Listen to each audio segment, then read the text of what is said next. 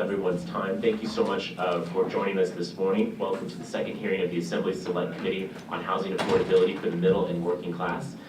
2 months ago, Governor Brown approved our state's housing package. During our first committee hearing, we discussed many of the package's policy implications and the rising demand for middle-income housing. As everyone in this room, as I look out across the audience, knows, our need for additional housing is still very much an important issue in the state of California. In my estimation, it's the most important issue in the state. Californians across all income spectrums need relief from unaffordable rents and bloated housing prices. In today's hearing, we're focusing on the opportunities to learn more about the housing needs of employees in densely populated urban areas, with San Diego, of course, among them. We will also examine how the regional housing needs assessment allocation is determined in the state of California, how it is allocated locally, and how local agencies ensure they're meeting their housing goals. And lastly, this morning, we will hear about how influential employers work with their employees and local governments to ensure employees have housing options. So we have a full agenda this morning. The conclusion of each panel will allow for approximately 10 minutes of question and answers from members of the committee. And then once all panels have testified, we'll open the floor up for public comment. So that's our agenda this morning. I want to thank the San Diego Housing Commission for being wonderful hosts this morning. There wouldn't be a better location than this to talk about housing affordability, and I appreciate all that the commission, under the leadership of Mr. Gentry, has done in this regard. And I think that's why we wanted to meet here in San Diego. I think we have a good news story to tell about some of the things we've got going on. I think there's some new ideas that are replicable across the state. And lastly, I would be remiss, because of the issue of housing affordability, it affects everybody. And obviously, we're at ground zero of the hepatitis A crisis here in San Diego. And I'm appreciative of the efforts that are being made and the intensity of that particular problem. But I never wanted to detract from the fact that we have many, many San Diego families and California families who may work full-time but are one rent increase away from being homeless themselves. And so that's the focus of this particular committee. There's a lot of good work that's being done on the issue of homelessness, but our focus is on those who will never qualify for subsidized housing, but are very much housing insecure and looking to the state of California and local governments to take specific action to make sure that they have a place in the Golden State. So with those opening comments, I'd like to offer an opportunity for my incredible colleague, Assemblymember, I'm sorry, I'm in San Diego, I want to say council member, not the case. My incredible colleague, Assemblymember Brian Mingshine, to offer him an opportunity for any opening comments. Thank you very much, Mr. Chairman. And I just want to, I'm very pleased we're here today to talk about this incredibly important issue. Great to see so many old friends. I was also having flashbacks to my city council days, so that's fine. I was going to respond to that just fine. So it was a better job in some ways. But it's great to have so many people out here today on this issue. We made, I think, a lot of progress in the last session. On some of these issues, some great first steps. There's more to be done, and the people in this room, at least in San Diego, are going to go a long way towards helping us to solve these issues. So pleased that we're able to have this here in San Diego today. Really happy that we don't have to fly up to Sacramento to do the meetings, which is even better. And I can't stay the entire time, Mr. Chairman, but I plan to be here for as much as I can until we have to get back up to our district. But thanks again for making sure that it was here. Thanks to everybody who was attending, Rick and your staff. Thanks for hosting us here, and I look forward to the hearing. Thank you, Mr. Mingshine, and thank you for your valuable time to come here. I think all of us remember Assemblymember Mingshine's incredibly important work as the homeless commissioner for San Diego, and he has been and will continue to be, I'm sure, a leader on housing issues in Sacramento, and as evidenced by his presence here today. So thank you very much. Without any further ado, we'll move straight to our first panel. And I'd like to welcome, well, it seems weird to welcome you to your own place, but I'd like to turn it over to the President and CEO of the San Diego Housing Commission, someone that Mr. Mingshine and I were just talking about. Probably one of the better decisions we made in our public careers was hiring Rick Gentry to take over the Housing Commission a number of years ago. He is our first panelist this morning. Mr. Gentry? Thank you, Mr. Gloria, and Todd, Ryan, both of you, welcome back home. It's good to have you here. As I tell them, I wasn't their only good decision, I was their best decision. Bringing me here from Chicago 9 years ago, particularly this time of year, I'm particularly grateful for it. So thank you. And also, since I'm the panel this morning, I'm what you get. And what I'm going to do is do a brief presentation, lay out the particular need for some additional housing to be supplied to what we call the missing middle, reflecting the lack of supply of housing for workforce and entry-level folks in the community. And then hopefully leave a few minutes open for questions or comments or discussions. There will be a brief PowerPoint. I'm going to go through this fairly quickly. Since I'm a technological dunce, my staff won't let me hold the clicker. So Scott, I want to hold my hand when you do the clicking, and first one. Okay, we're going to talk about two reports that the Housing Commission commissioned over the past 2 years, which are giving us some information and some intelligence on the matters at hand. Prior to the report that's in front of you now, there had been, as many of you in this room remember, a long-term set of discussions, Matt, is that a good way to put it? Over the linkage fee, inclusionary zoning, other matters having to do with producing affordable housing in San Diego using local resources. And after about 20 years of trench warfare on the two sides, we finally decided to speak the same language and decided that there was a need both to address affordable housing for the poor and also housing affordability for everybody, which some would say is an oxymoron in San Diego anyhow.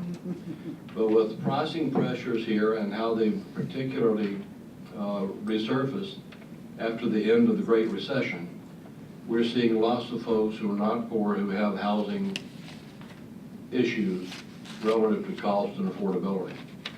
So what the Housing Commission produced, the first report in November of 2015, was basically in response to discussions between advocates like myself and also another set of advocates like Matt Adams, Craig Benedetto, the Building Industry Association, other folks on the other side. And what this report, which I would commend to you, looks like this. And instead of giving you huge amounts of paper today, I'm going to refer you to the Housing Commission's website, which is www.sdhc.org. You can go on there and find this report. This report listed 80 different items that were challenges or impediments to producing housing in San Diego. And there were, probably could have been more if we just spent more time looking. We then distilled those 80 down to the worst 11. And those 11 are listed on this report. And they have to do with particular items that are impeding the development of affordable housing. Believe it or not, 8 of those 11 items were local, having to do with process and procedures out of the city hall down the street here. 2 are federal, 1 was state. And so even as the one that was particularly a state issue, that is CEQA, has some local variability and flexibility that had not been recognized or dealt with here in San Diego. So we produced this plan. It's been the bedrock of a lot of the changes and improvements you've seen implemented by Mayor Faulkner, his administration, and by the City Council over the past 2 years. And we got to the point about 6 or 8 months ago, we sat down and revisited this issue with the chairman of the Park Growth Committee with the City Council, Scott Sherman, and also David Alvarez. And based on their recommendations, we then produced a report to address the one of the 11 items the city had not addressed. And believe it or not, that was the issue of setting goals for housing production for the city. And I think people were reluctant to address a goal if you know you're probably not going to make it. And you deal with media, you deal with perceptions, you deal with this, that, or the other. It's one thing knowing you fall short. There's another thing measuring it and coming up with numbers that reflect it. So what the Housing Commission did, based on recommendations by Mr. Sherman and Mr. Alvarez, was we commissioned another report, looks like this, much the same cover, also addressing the housing affordability crisis. That too is on the website. And this report was produced by the McKinsey Group, a national quality organization, worldwide quality for that matter. So we didn't want to limit it just to San Diego perspectives. And what this report does is study the city's housing needs and neighborhood level housing target goals across the city. Not just affordable housing for the poor, but housing production needed to keep pace with the growth in San Diego's population, which is going to occur in the natural course of events. The report identifies available land use opportunities, streamlining and process improvements that would enable the city to set realistic and achievable housing production goals. Scott, next slide. The housing production levels, as I said, have not kept pace with population growth. And SANDAG itself has indicated that the RHNA, the Regional Housing Needs Assessment Analysis, itself may not fully identify the City of San Diego's housing needs because it does not include the shortfall that occurs in housing every year. And we compared our shortfalls with other cities, and the McKinsey Group then quantified those into some numbers at the bottom of this page, which I'll draw your attention to. What the McKinsey folks said is that based on catching up and keeping up, both future and projected and catch-up needs, from now until the year 2028, the city will need to produce between 17,000 and 24,000 additional housing units every year. The most that we've produced in any one year in the past 10 years is 6,400 units. Now, you all can do the math. Even my math is that good. And if you look at basic supply and demand, you understand what that does to the population. Nearly 50% of San Diego's households are unable to find rental housing they can afford at an affordable rate of 30% of their income. Approximately 60% of San Diego's households cannot afford medium-priced home ownership. And there are a lot of negative impacts that come from the low supply of housing and the resultant high cost.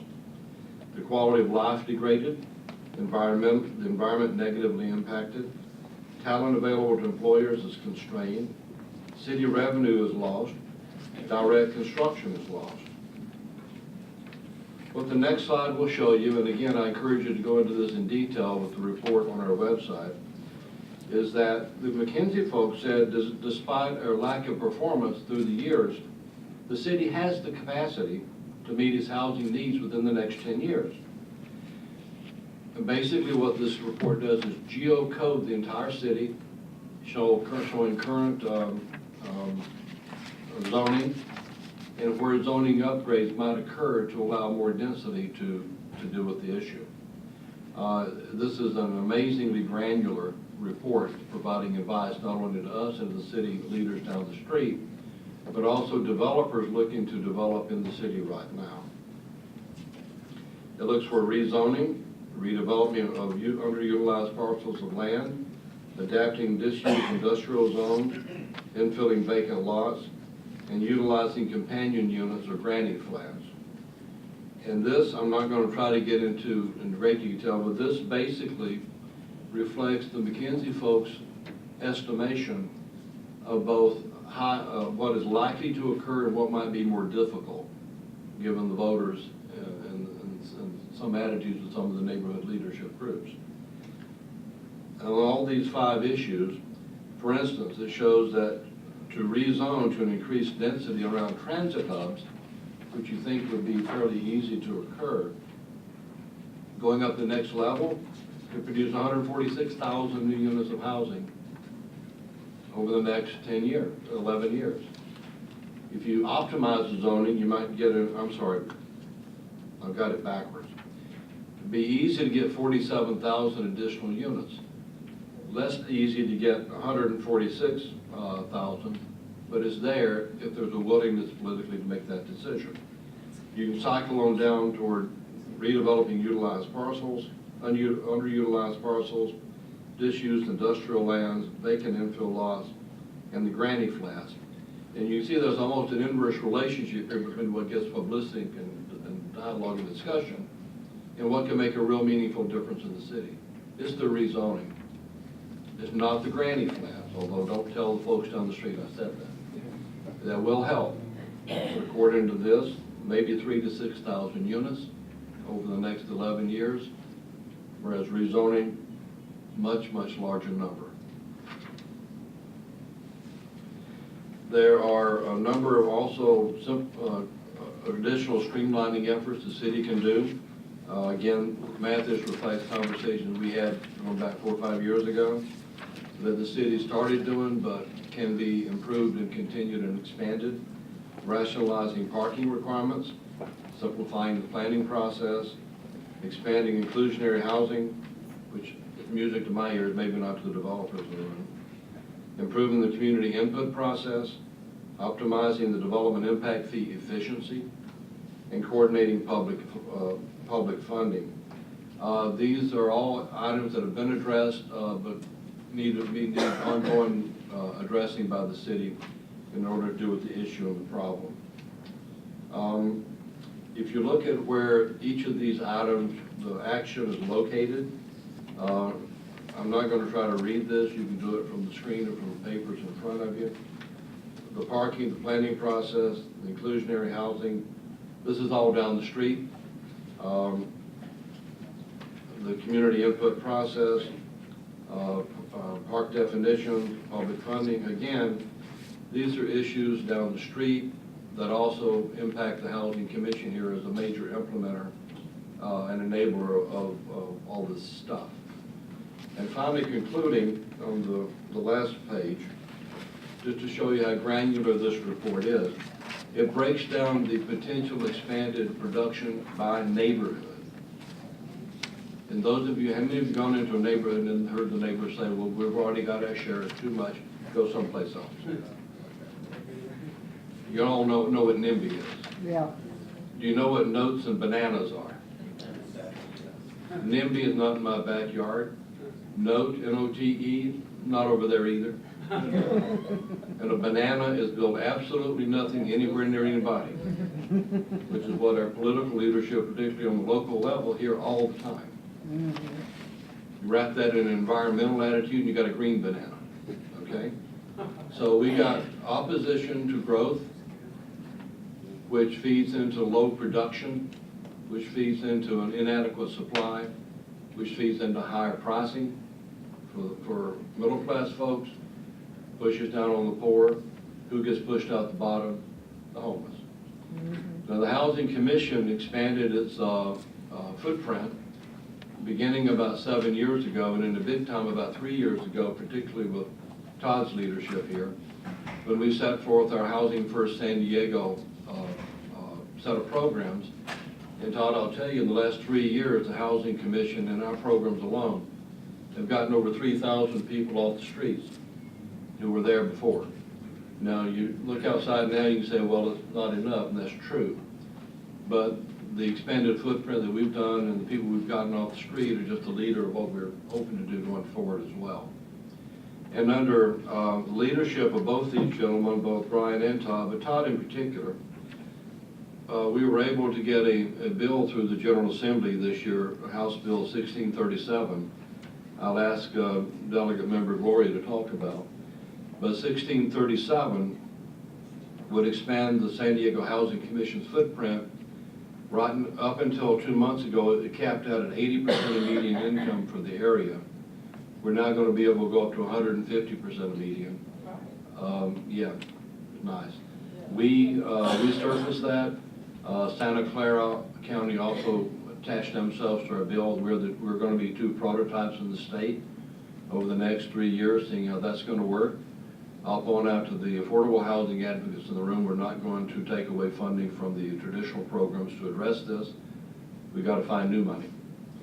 But I think what the expanded scope of the Housing Commission reflects is the fact that there is a missing middle, and that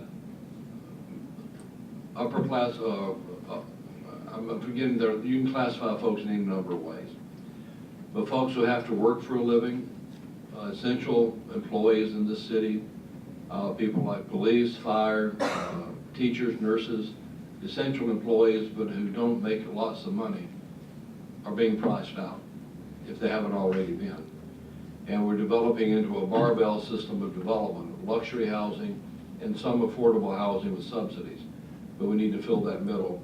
And what we're hoping to do here at the Housing Commission is to utilize that expanded capacity to develop new programs over the next 3 years to justify the expansion.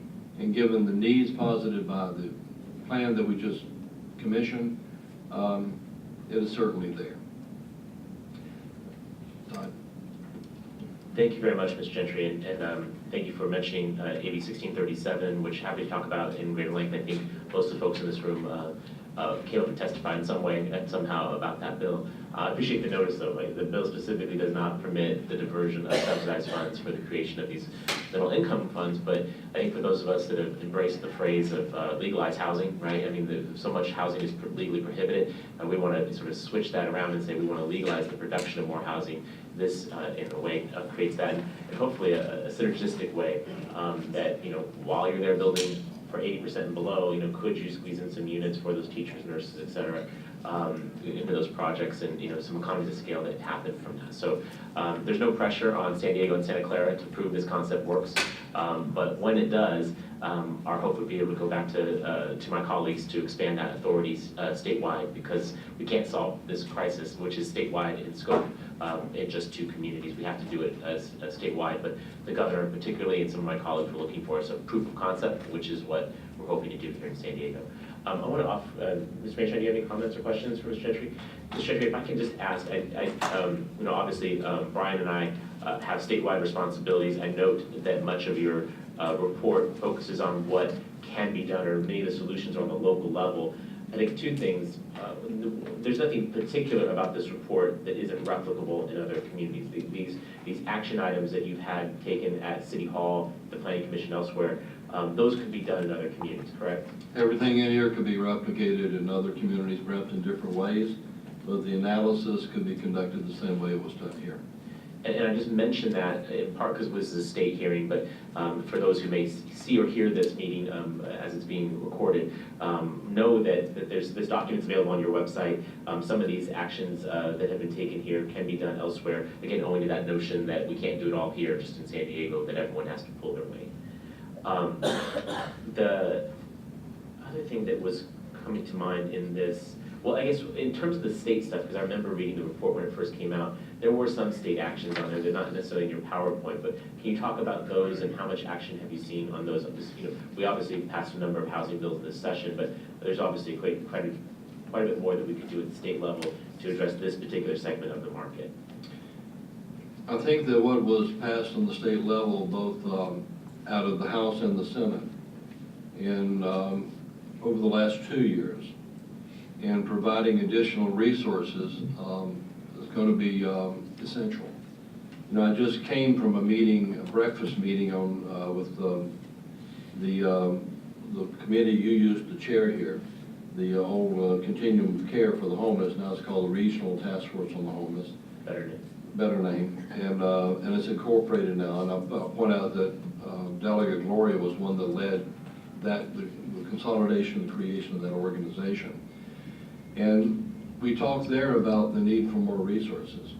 The county's on board now. Ron Roberts is the new chair of the Regional Task Force, Chris Ward, vice chair. There is the best city-county coordination I've seen in the 9 years I've been here. A lot of techniques are being improved, measures developed, accountability is expected. But at some point, it's not enough to do things the right way. You've got to do more things the right way, and doing more things the right way implies resources. And the resources coming both from the bills that you guys have sponsored and supported, and the bills that Senator Atkins in particular has supported has been essential. And let me point out Mr. Mainshine supplied a key vote in those bills up there that San Diegans really appreciate. And that Brian here, as Todd mentioned a minute ago, between being on the City Council and being in the General Assembly, he ran Project 25 at the United Way, and which I can get into in detail if you want, or you can read about it on our website. And is the most successful, best example best blueprint for getting homeless off the street I've ever seen. So I think we've got two gentlemen here who both, in addition to Ms. Atkins and Mr. Hueso and a number of the other folks in Sacramento as well, understand their problems here and are looking for real solutions to it. But Todd, if I had to use one term that Sacramento's been great in, it's cold hard cash, which we need. Understood. And I would acknowledge that my colleague definitely saved the day on that particular item, and I think not just the day, but a lot of lives. The ability to generate a sustainable funding source for the creation of more subsidized housing for the homeless absolutely will save lives. And so deeply grateful to Brian for his help in that. Last question, Mr. Gentry, is on slide 4. You have the range of units that your report sort of acknowledged the need of, and you notice it's kind of a wide range there between 17,000 and 24,000. Can you talk about, or do you know perhaps why the range is so significant? Obviously, the point of the statistic is that we're, whatever it is, whether it's 17,000 or 24,000, we're not anywhere near it based on current production levels. But why that's a particular swing? The difference in my vernacular is just the difference between keeping up and catching up. Okay. If we produce 17,000 units per year, we won't dig a hole any deeper than it is now. We'll make things worse. But to catch up on the lack of production in the past, we need to be closer to 24,000. If we produce 24,000 units per year, which is almost 4 times more than our max has ever been, then we will solve some of the shortage issues going on. If we can produce 17,000, it'll keep the shortage from getting worse. And just to add one thing, since we are talking about this as a statewide, from a statewide perspective, I remember when we were debating these issues, how shocked I was to see the difference between Northern California and Southern California. I mean, some of these jurisdictions in Northern California, it's 0 building permit. And we have some of these cities that are advocating for, well, we should do this, that. Their own cities, their own counties are building literally 0. And we're seeing that now with the fires up there too, is how difficult it's going to be for those people to find any housing that lost their homes. So these numbers, it's a credit to Rick, and it's a credit to a lot of people in this room, Todd, you too. As bleak as it is here in San Diego on some of these figures, the Northern California figures that we saw, were pretty staggering. And so, this notion of that we can replicate this in other places, I think, is important, because right now so many of them are falling so. I mean, it's almost like there's no effort in some of these Northern California cities. So, I think that's a perspective that we need, that we need to keep in mind. We need to be urging our colleagues up there, but this is something that they can copy and do, and maybe a start. That's right. And I appreciate that point, Rick, about the range that's there between keeping up with future demand and kind of deal with the deficit that we've had. I think often we talk about trying to increase production for growth, but there's no recognition of the 20 some odd years or more that we just not have. We have not had the kind of growth policies that are necessary. And I agree with that. I got less than a year in the legislature, but I've seen a whole lot of the state in just 1 year, and it is striking. While we are not meeting our production goals here, there's still a lot of cranes in the air, right? And there are plenty of places across California that I visited in the last 11 months or so where I have not seen similar efforts, and it's all cumulative, right? So at any rate, we have our work cut out for us, but I appreciate the leadership role that the Housing Commission is playing. If there's no other additional questions, we'll move. This is a perfect setup for our next panel, which is talking about some of these targets that are here. So panel number 2 is a regional housing needs allocation process panel. We have 2 presenters, Melinda Coy, with the Senior Policy Specialist with the California Department of Housing and Community Development, and who's rapidly becoming a select committee of regular, Colleen Clemenson from the San Diego Association of Governments. She's a principal regional planner to talk to us about the RENA process, which we hear a lot about in this discussion, and directly applies to what Mr. Maysha, Mr. Gentry, and I were just chatting about in terms of everyone's fair share of this problem. Welcome. Thank you so much for being here this morning. Ms. Coy, should we start with you? Yes. Alrighty.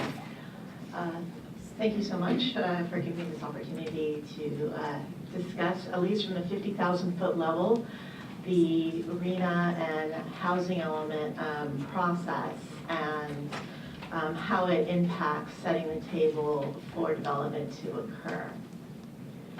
So just as a reminder, this is directly in the statute that the availability of housing is of vital statewide importance, and the early attainment of decent housing and suitable living environment for every Californian is a priority of the highest order. This statement from the legislature is what housing element in RENA law is built on, and why it applies across the entire state, including charter and non-charter cities. So I want to just talk really briefly about the housing element process. I'm sorry, the RENA process. So the RENA determines the amount and income distribution of housing development capacity in each city and county.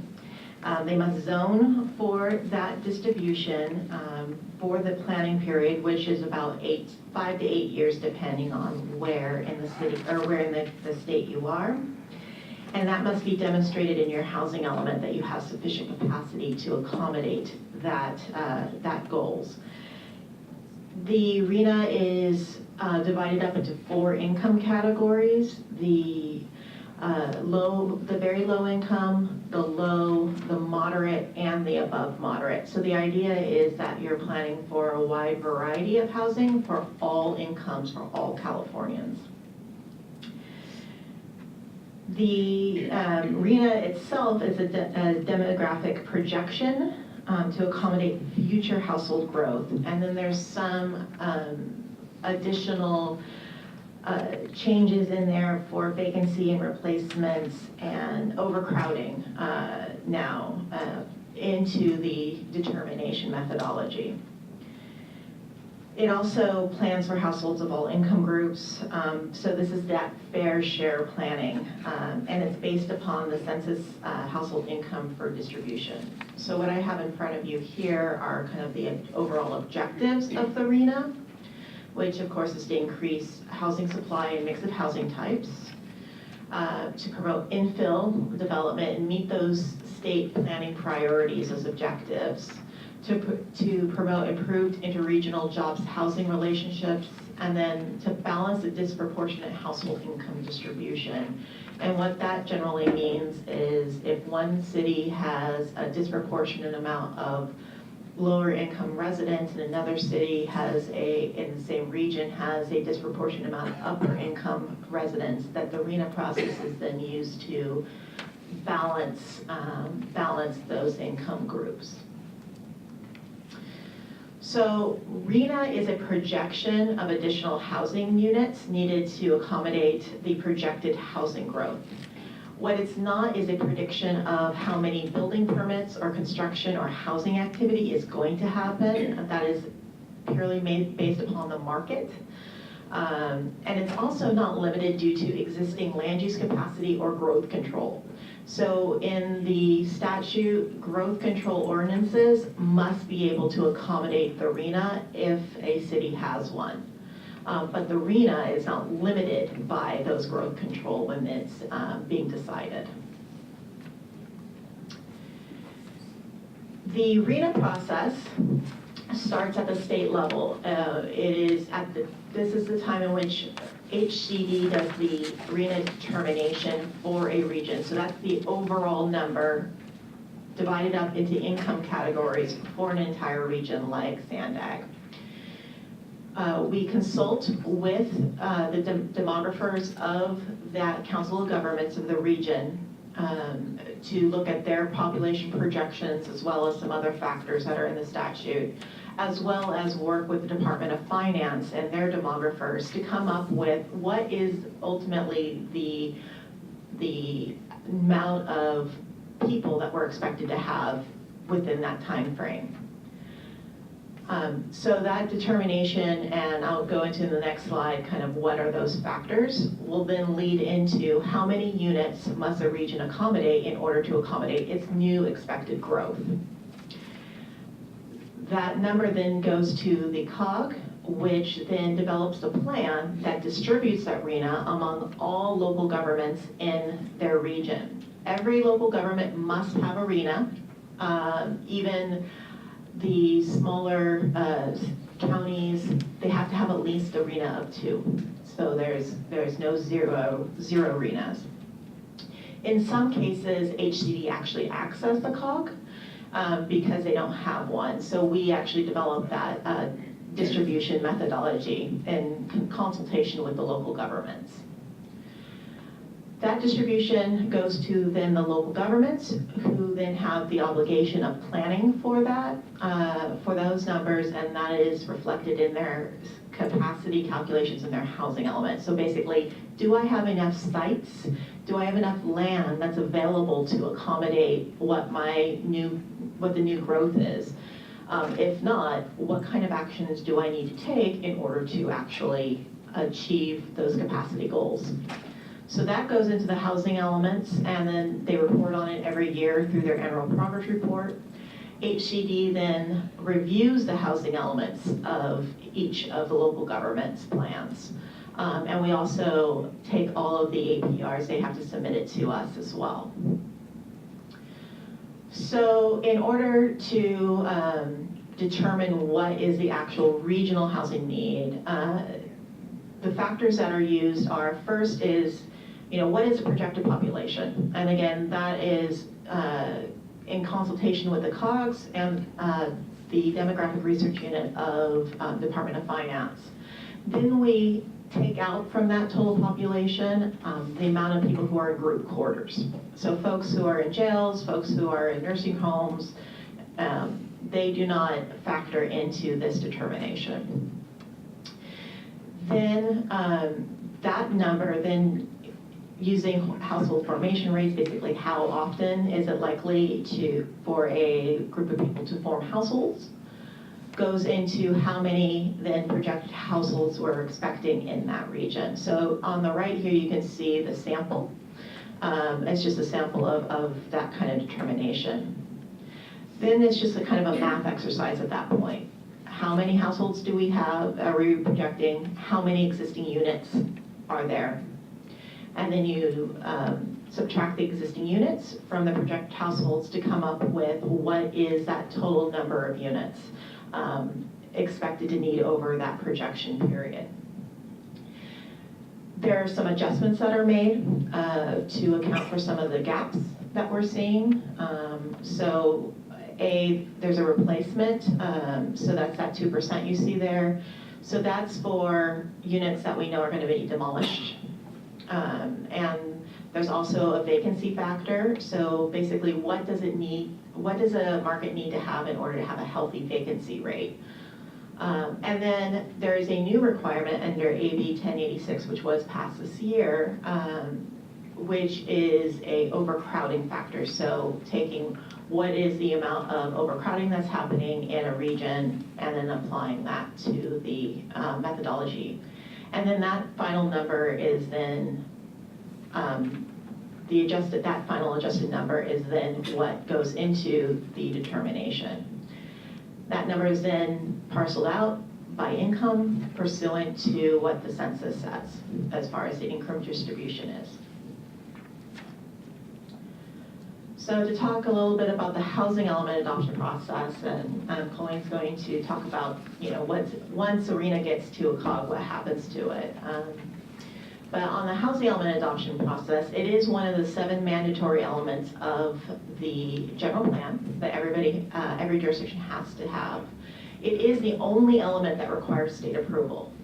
So the state looks at each of the housing elements in the state of California, all 539 jurisdictions, and ensures that those plans meet all of the statutory requirements.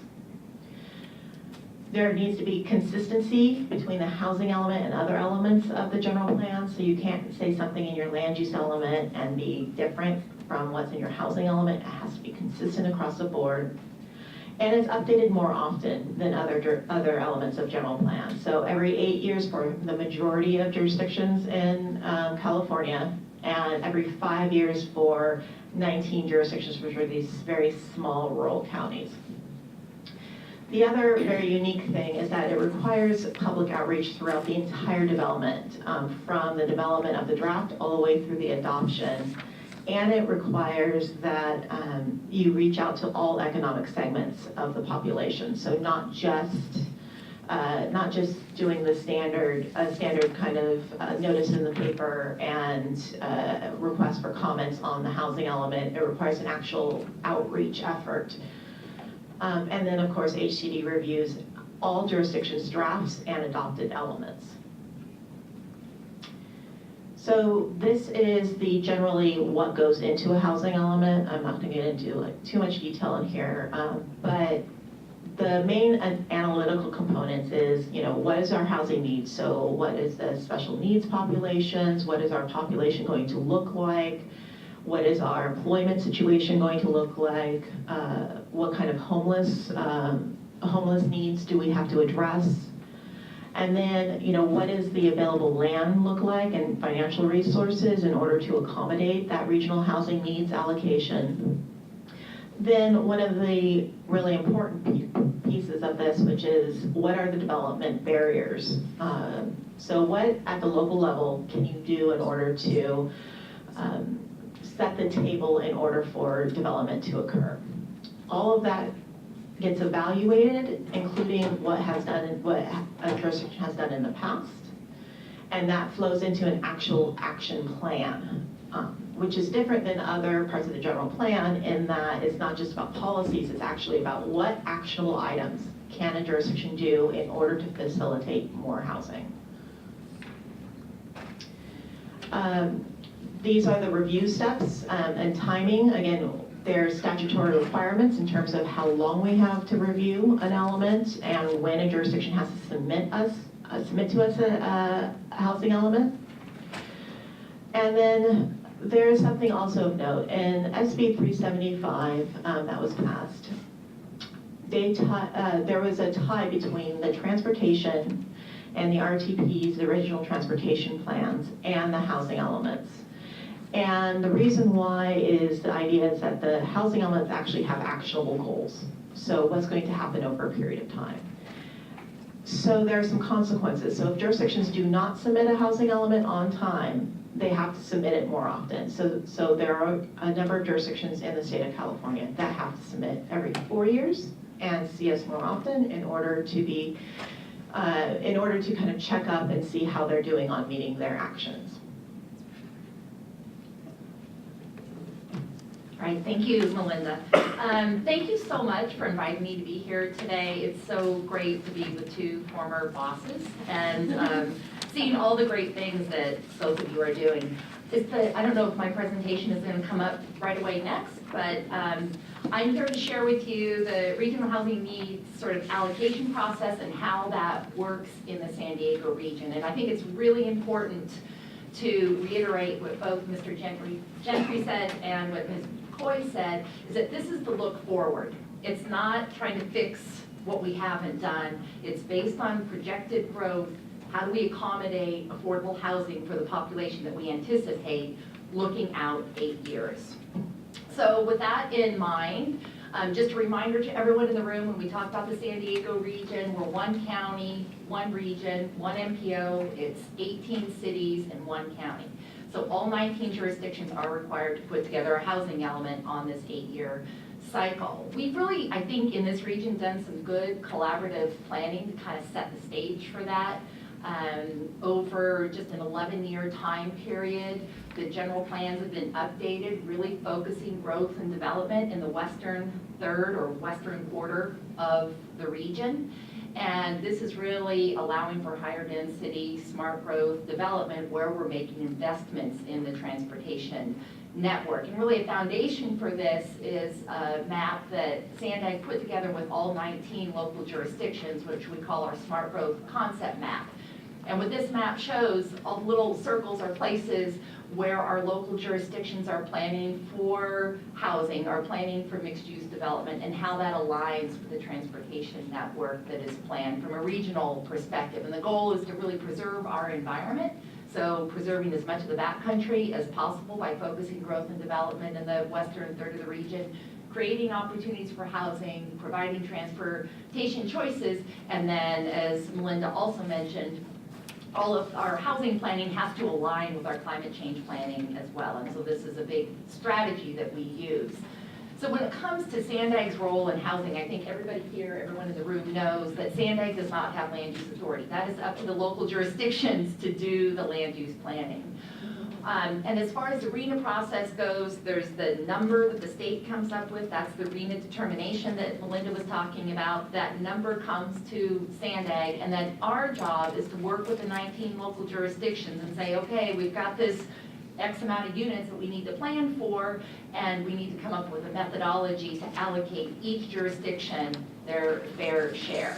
And then it's up to the jurisdictions to take that number and incorporate it into their housing elements and work with the state to show how they're planning for that. And I think that's another important thing to understand about the RENA. It's not about the building, it's about planning. The things that the city has the most, the greatest opportunity to do is zoning and allowing for development to occur. Then Sandag also has a responsibility for incorporating the RENA back into our regional transportation plan. We provide a forum for discussing housing. We largely do that through regular meetings of our planning directors who meet monthly at Sandag, and housing is part of what they discuss and work together on. We also provide a number of incentives for housing planning and construction, and a lot of those incentives are provided through the house and sales tax here that everyone in the region pays for everything you purchase. And then our job is to also report progress. So I'm just going to share a little bit about our last process was the 5th RENA cycle. We're getting started now on the 6th RENA cycle, but the RENA that was approved back in 2011 was the 5th. We used the concept map as sort of a basis in addition to the factors that Melinda mentioned that we have to follow. We also looked at what our board decided to do was to provide or require jurisdictions that have a lot of jobs to maybe take a little bit of a higher allocation. So for example, the city of Carlsbad, lots and lots of jobs, and looking to the city of Carlsbad to maybe take a slightly higher allocation than other jurisdictions in the region. And then we also have a board policy that is in place that rewards local jurisdictions who have housing elements, who are constructing affordable housing, and giving them additional points in our competitive funding program. So how are we doing? We just released a report a couple of months ago. We're finalizing it now, and we'll be taking it through to our board of directors. But the last RENA number that we were required, that we were given by State Housing and Community Development was 161,000 units. And right now, 7 years into the process, the region has constructed 31% of that RENA goal. So just as Mr. Gentry had mentioned, you know, we're really not keeping pace. This is another way of sort of displaying the information. This chart shows housing production from the early 2000s till today. And just to kind of cut to the chase, the colors, the green and yellow, show housing that was produced largely through subsidies, and you can see how that fluctuated somewhat based on redevelopment. We see sort of larger bars, you know, in the earlier years and less as we move forward. And then the gray is really what was produced through, you know, just through the market without necessarily incentives. And so you can see how the gray part really has fluctuated with the market. You can see the downturn and the recession. And so again, the market has such an impact on the amount of housing that is built in the region. So just in terms of collaboration and incentives, I'm going to show you a few examples.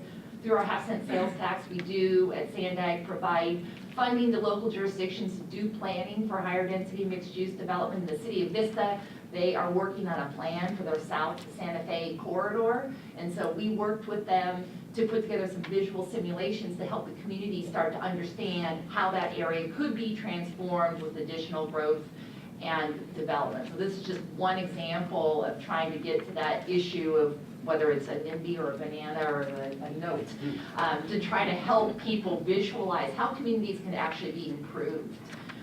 In addition, we've been providing grants to local jurisdictions for capital improvements. So the city of Oceanside has actually done a very good job in in meeting some of their housing goals, and were rewarded grant funds to do some capital improvements on Mission Avenue. And then this helps to support walking and biking, which then can reduce transportation costs and hopefully assist people in being able to afford housing. And then this is another example, the 3rd Street Avenue streetscape enhancement in the city of Chula Vista, and they're doing a lot of work to try to densify in this area as well. And so trying to help cities provide the amenities to help support infill development and growth are some of the incentives and collaboration that we're trying to work through. And then this is a visual that we like to show as part of our overall regional strategy, is this concept of mobility hubs and how do we bring together affordable housing, jobs, public transit, and all the other innovative technologies that are coming online today, whether it's car share, Uber and Lyft, bike share, trying to pull all of these things together into our communities to really create vibrant and great places to live. So just to wrap up with considerations for our next cycle, SANDAG is currently starting the process right now of working with HCD on getting that determination. It's really, really important to us that we don't have any delays in the process to prepare our regional transportation plan, because any delay in that process then delays the time that the cities have to prepare their housing elements. And I think one of the things that we're concerned about, excited about, but concerned about as well, there's so much housing legislation now, and there's a lot that will impact cities as they do their housing elements. And I think the cities in this jurisdiction and the county as well are going to be grappling with what are the rules to implementing those laws, and how do they address that as they're developing their housing elements. We're actually asking Ben Metcalf to come down to a SANDAG board policy meeting and talk a little bit about the RENA process, get them geared up. It used to be we do these every 5 years, so sometimes we have a lot of the same elected officials. We've got a slate of new folks that probably haven't been through a process before. So other things to think about is just the time and support that the local jurisdictions for this region will need to prepare their housing elements. By the way, we have 18 jurisdictions with housing elements. Only one in this region doesn't have one, so I think we're doing pretty well. And then the Affordable Housing and Sustainable Communities Program, that funding distribution, I'm not sure that the San Diego region has been getting its fair share, so anything the two of you can do to help that happen for this region would be great. One of the things that we're finding that's coming up as we're starting to talk about the RENA process is the role of vacation rentals, and to what extent those vacation rentals are taking viable housing units sort of off the market, and therefore making the housing stock, less of the housing stock. So anyway, thank you again. That concludes my remarks, and happy to answer any questions. Thank you both for, I think, two really well presented items that actually complement each other extremely well. Tons of questions, and we'll start with Mr. Meacham. Thank you to both of you. Great seeing you again, Colleen. What I was particularly pleased with, and just kind of a point I want to stress, is what you're doing, like you showed in Oceanside for capital improvements. And one of the things, particularly representing the northern part of the city, is it's traffic, and people, people are concerned about adding more units when traffic is already considered to be bad, and what those impacts are. So it's great to see that, and just urge you to sort of keep stressing that and keep working on that, because I know particularly where I am, people struggle with wanting to see more units when they figure it's already taking me an hour to get back and forth downtown, and it's both ways now. It's not just north, it's now south too. So I think that's particularly important. If I could just mention a little plug, a week from this Friday, so on December 15th, the SANDAG Board of Directors will be releasing the next call for projects for planning and those kinds of transportation enhancements, $30 million. So we want everybody in this region to apply, come up with some great examples of how we can do some of these transportation enhancements that will help people get comfortable with higher density and mixed use development. Only cities and the county are eligible to apply, but they can collaborate with other folks on that. So thank you for the opportunity to make that plug. Thank you. And Colleen, I'll start with your presentation. We'll get to you, Melinda. But I think the slide that we always want to point out to folks, because I just don't think that it's always understood. We make these incremental decisions but cumulatively they have a huge impact, and that's the region's evolution, the two maps from 1999 to 2013.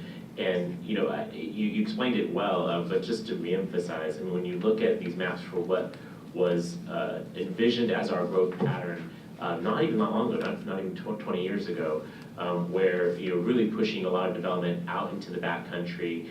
We have made a series of policy decisions to refocus that growth in the existing built environment, thereby preserving the backcountry. And I'd also argue the coastline. You know, we have a very strict height limit in a significant portion of our community. And so whether that's an international border to the south, our fabulous Marines to the north, these decisions sort of prohibiting growth in the backcountry, and these limitations on growth on the coastline, we've really constricted that growth significantly. And it presumes that the growth will be allowed there, but as we've talked about all this morning, there are certainly efforts to not permit additional growth in some of these additional environments, which was what I think, Ms. Coy, you were getting to in some of your comments of, you know, what these numbers mean as a theoretical and then what they actually mean as a practical thing. But I just think that is the most important chart, that as Brian and I talk to our constituents to understand, well, why does that have to go there? Well, you know, we like Mission Trails Park, right? We will never build in there. That is a civic jewel, and that's the right thing, but that also means that that's thousands of acres that are no longer developable, and they have to go somewhere. And so I'm on, now I'm harping, so I'm gonna stop, but it really illustrates the challenge that we set up for ourselves from very noble and appropriate decisions to preserve open space, but it sets up a whole other set of challenges that we don't always have consistent answers for, right?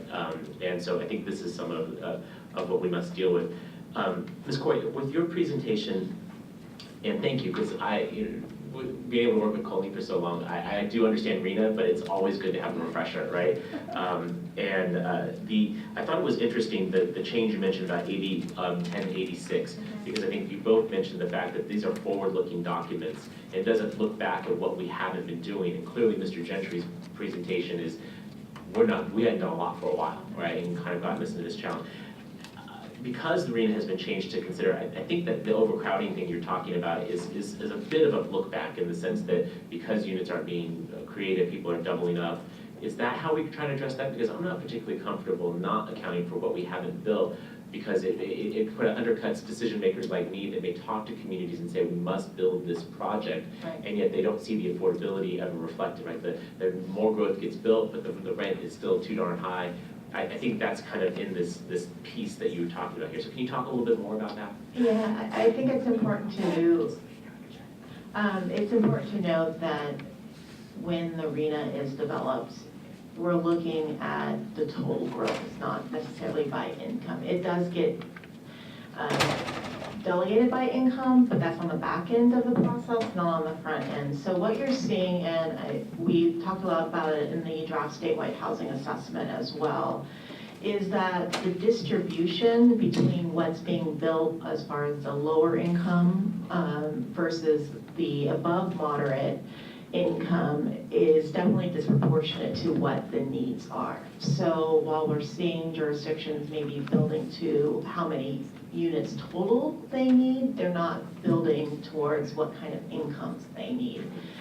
And so what some of the gaps are, some of the things that Mr. Gentry was talking about is really getting to that affordability piece. The RENA is designed really in this kind of demographic lens to get to how many units we're going to need. It does include existing population in that when we're looking at the total number of people that are going to be in a region for at a certain time period like 2025, it's everybody who we expect to be in that region. And then how many units do we have existing, and then that's how we come up with the number. We are trying to adjust for, I think the overcrowding starts to get to some of these gap questions. It's one approach to get to the gap question of how are we accounting for people who are not included in that number, people who are overcrowded, homeless folks.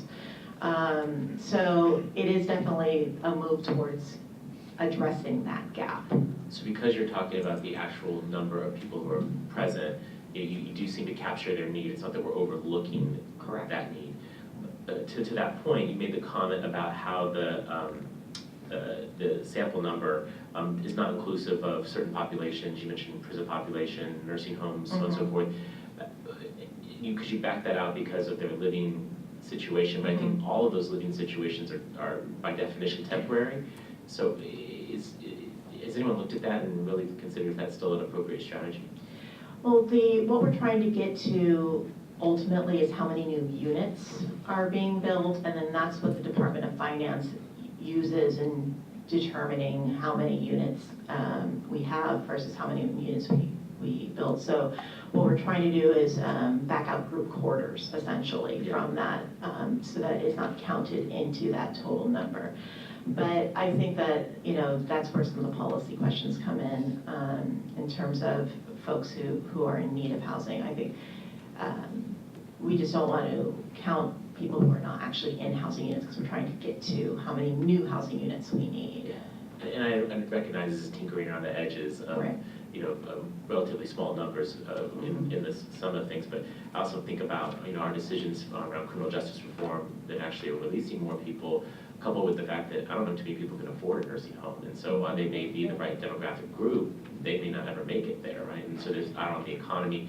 Again, I realize this is a projection, it's a sort of a wish list or kind of in a way, but making sure those numbers are as reflective as possible of the reality. It's an impossible task. Colleen and I have done this for long enough in terms of what projections are and how on point or not they may be, but it's just an observation that from your testimony that struck me for observation and maybe for additional consideration as we look at these numbers.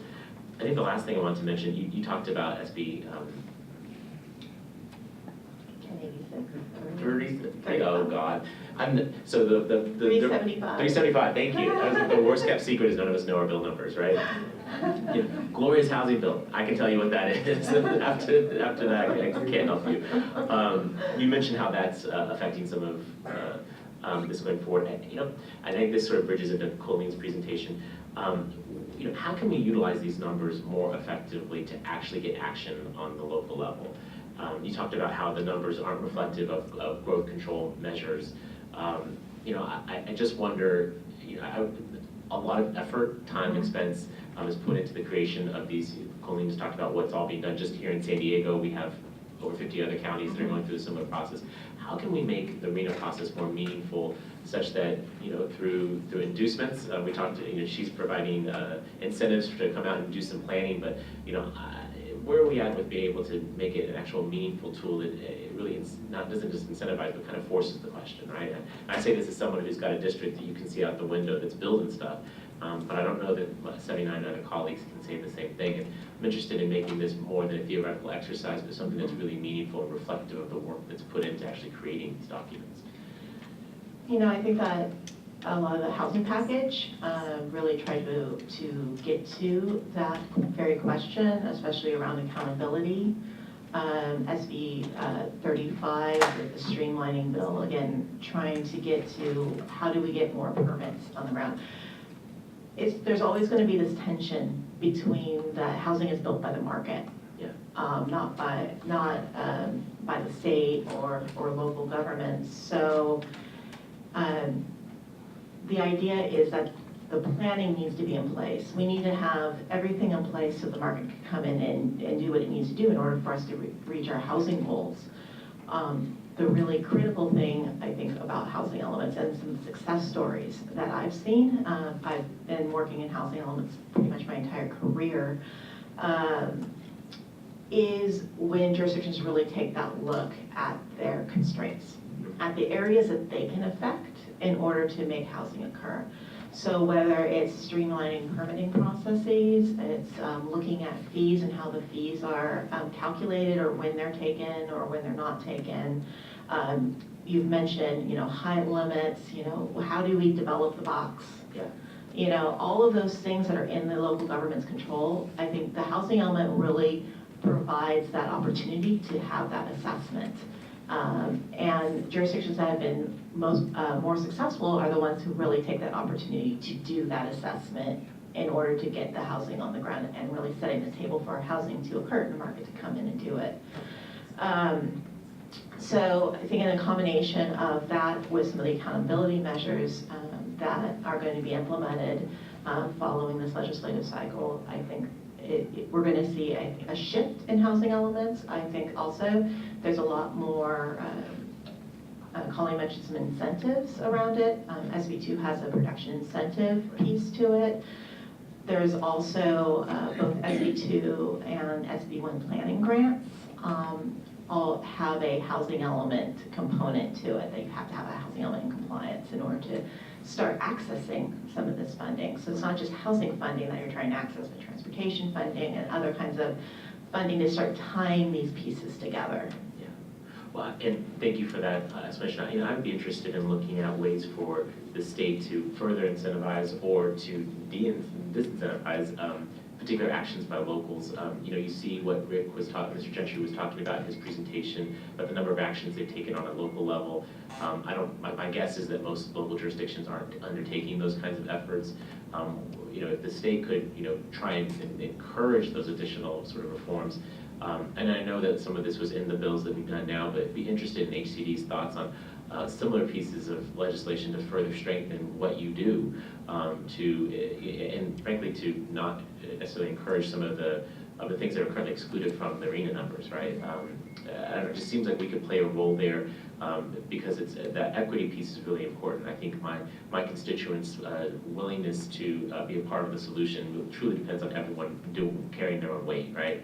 And I suspect there's probably things that we could do that I'd be interested in an ongoing dialogue after this meeting about what we can do from someone, as you mentioned, has worked in this field for your entire career. And thank you for doing that. Colleen, if we could bring up the slide that's number 8, which I think is why we're here today, and I just want to point out particularly for my constituents and what we're talking about. But you point out what I often try to talk about, of housing being a ladder. If there are different rungs in the ladder, this slide or this chart that shows the very low, moderate, and above moderate income level production, you see there are a lot of rungs at the very top of that ladder. You're doing just fine if you're fairly wealthy. The interesting is the production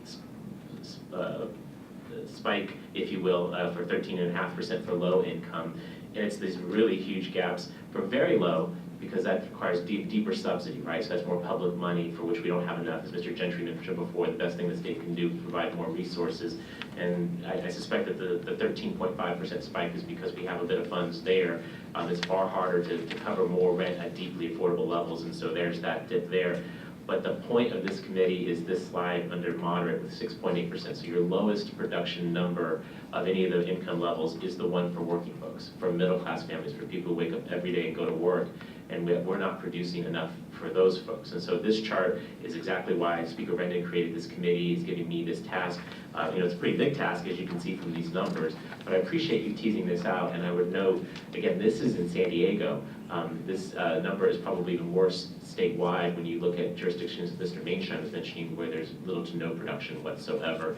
And I'd just give you a chance to maybe emphasize any additional points that this chart makes, but I appreciate it because I think when people have asked, well, we have this hepatitis crisis going on, what about the homeless, what about people who have no homes, let alone the people who are underwater? And this is kind of the point, is that some of our efforts are showing in these numbers, but the lack of attention to that missing middle is right here in this chart. So Colleen, with that, lead it. Yeah, I think you summarized it well, Assemblymember Gloria, that there aren't really a lot of incentives for the moderate income, and that tends to occur, I think, at least in sort of our broad look at it. Moderate income housing happens naturally. It's not necessarily something that is incentivized in any particular fashion, and so that's why you see that. Another thing we've noticed is that it's not that easy for our local jurisdictions to track either. We get this information from the local jurisdictions, it's all self-reported, and usually a local jurisdiction will know if they're working on and approving a development proposal that includes incentive funding. They're not necessarily going to know what the price point is going to be by the time something that isn't part of what they know to be an affordable housing project they may not know that price point until it goes to market, which could be well after permits are issued. So one, it's a little difficult to track, and two, you're right, there are not specific incentives there. One of the things I wanted to mention, and I think this is something that we want to be able to watch, in southeastern San Diego, the city of San Diego approved updates to the community plans, which included all the CEQA analysis. So that's what we hear a lot, and at some point I want to follow up with Matt Adams of VIA and see, is there, the time and uncertainty in the process and uncertainty in the CEQA process, if cities can sort of bite that off and allow a more streamlined ministerial process, then maybe that's an area, and in southeastern San Diego, we might see some moderate income housing built. Yeah. But I think what we've heard so far somewhat is that the market isn't there yet for the developers to come in and do that without some sort of additional incentives above and beyond what sort of processes the city has already taken on. So that's something that I think we want to continue to monitor and see if that's a potential tool that could be used in other jurisdictions. And I think the tools, everything you described is already applicable in downtown San Diego, right? For what's been recently done for Southeast has been working well here for some time. So if it worked well here, we better start seeing some progress in Southeast because they want it. As I can tell, I voted for the community plan update. If not, it brings up other issues for why there won't be investment there, and those would be terrible things that we wouldn't want to support, right? The last question for you, Colleen, is we talked a lot about how locals can make a big difference in some of the examples that Mr. Gentry gave about the city of San Diego.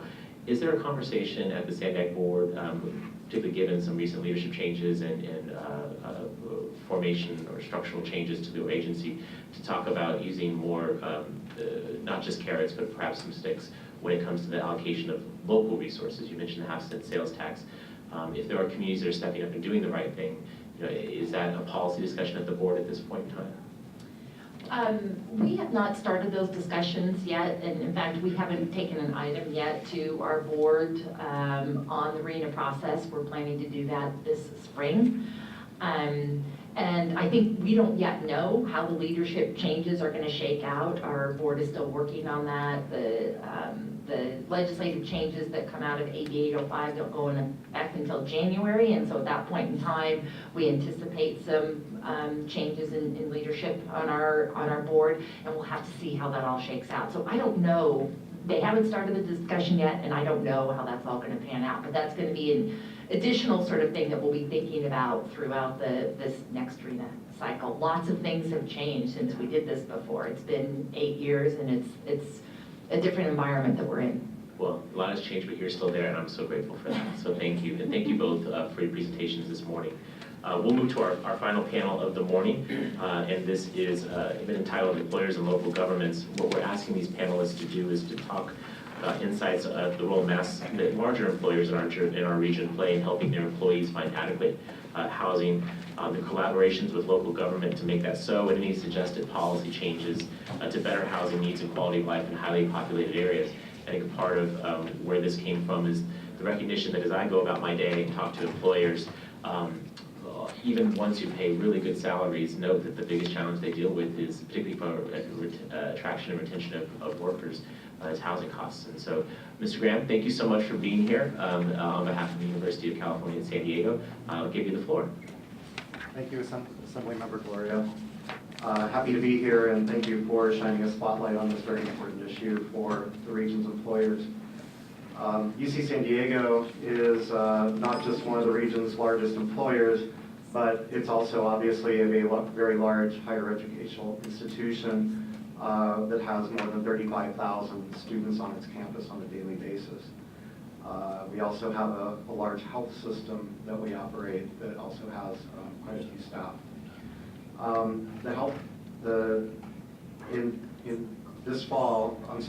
Last year in 2016, we had a student population of about 35,000. This fall, we have increased that to 36,000, and we intend to continue to increase our student enrollment each year to keep up with state population and serve our state students. You can see on this chart that by 2035, we're projecting student enrollment to grow to 42,400, or an increase of 6,300 students. Similarly, faculty, staff, and researchers, we have 16,500 on campus on a daily basis today. That is expected to grow to 23,200 by 2035, an increase of 6,700. This is just statistics for the La Jolla campus alone. It does not count the Hillcrest Medical Center or all of our primary care centers across the county that are continuing to grow as well. So that's an increase of 13,000 over the next 12 years or so.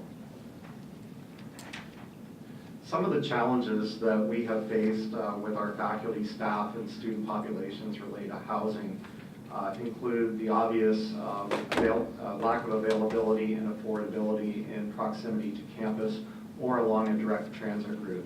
The majority of our students do not have cars, so being in close proximity to campus or along a transit corridor is very important for them. We also have a very large percentage of our faculty and staff that take alternative modes of transportation as well. The lack of housing has negatively impacted the university's ability to attract and retain faculty and staff. Our Human Resources Recruitment Department estimates that about 20% of those positions that are offered employment with the university turn them down because of the lack of housing or the high housing costs in the region. We have also explored the possibility of acquiring or master leasing existing rental housing units in the UTC area or the surrounding areas.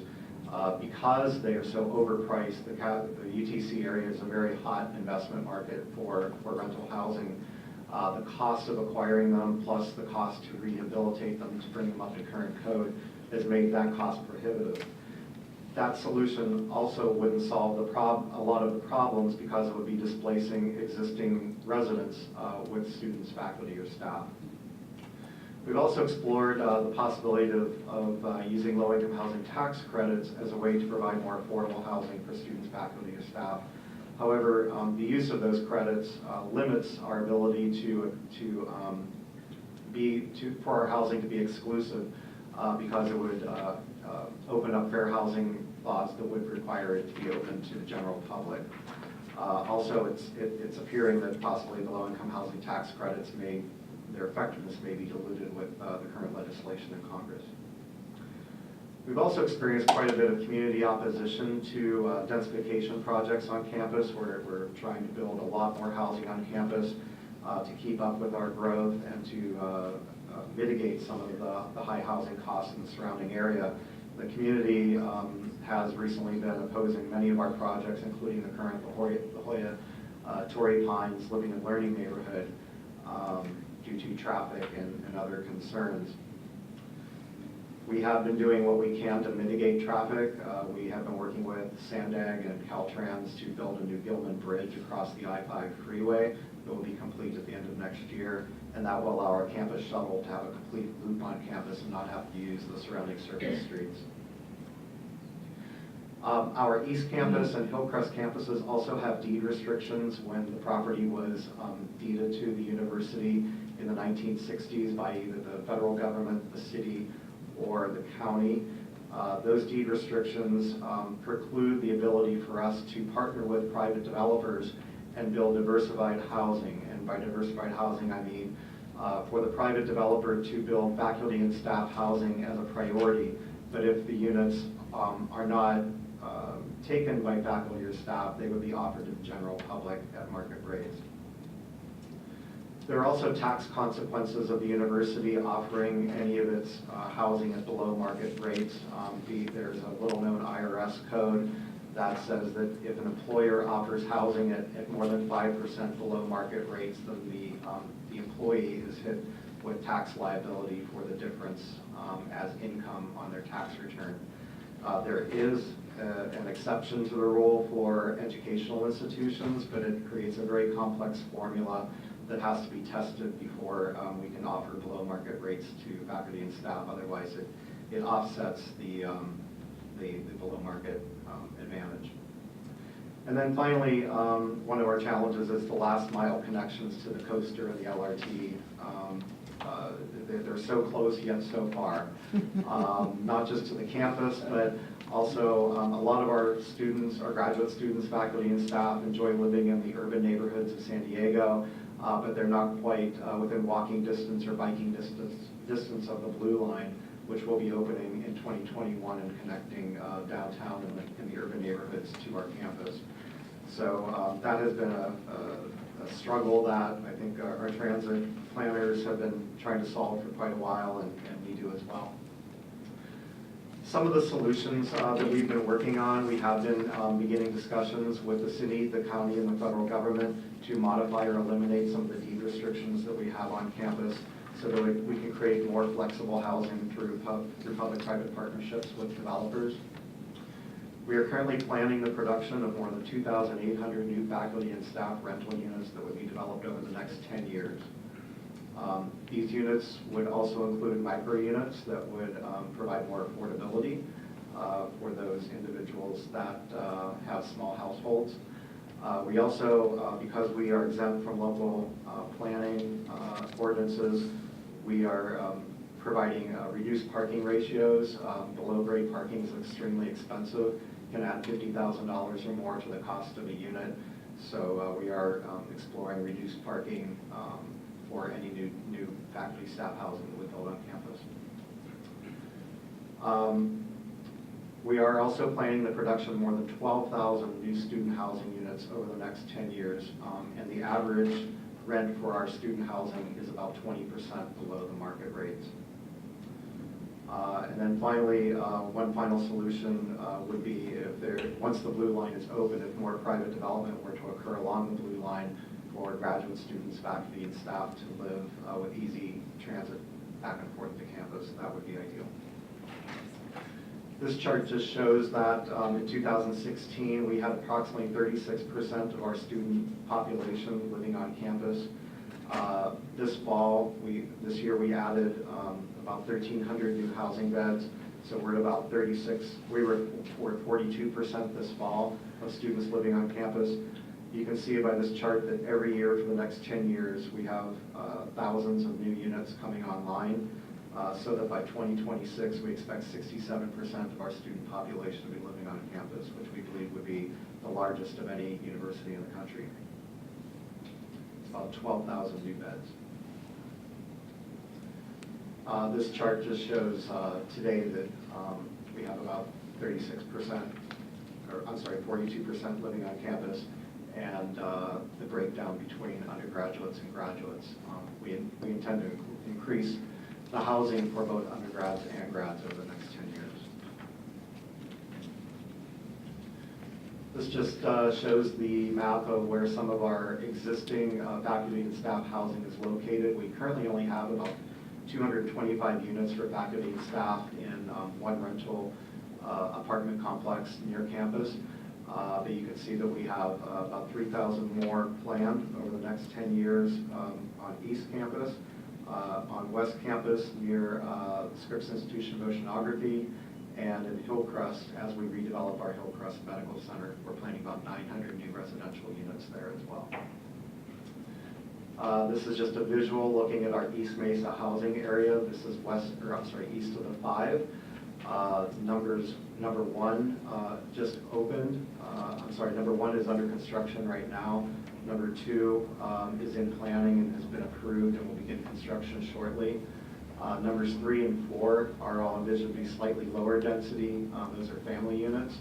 And you can see in the purple on the graph on the eastern edge of the community along Regents Road, that's where we planned about 1,600 faculty and staff prioritized rental units with about 70,000 square feet of retail. Once the East Mesa housing community is completely built out, we'll have about 9,000 graduate students living there and about 1,600 faculty, staff, and their families. And this is just the type of density that we're looking at, maximizing the land, its proximity to 2 light rail stations, and the surrounding campus community. This is our Hillcrest Medical Center master plan that's in the final stages of being developed. This will create a new 21st century world-class medical center for the Hillcrest community. new research facilities, outpatient pavilion, cancer clinic, and about 900 residential housing units. Again, prioritized for faculty and staff, but if not fully occupied by faculty and staff, would be open to the general public.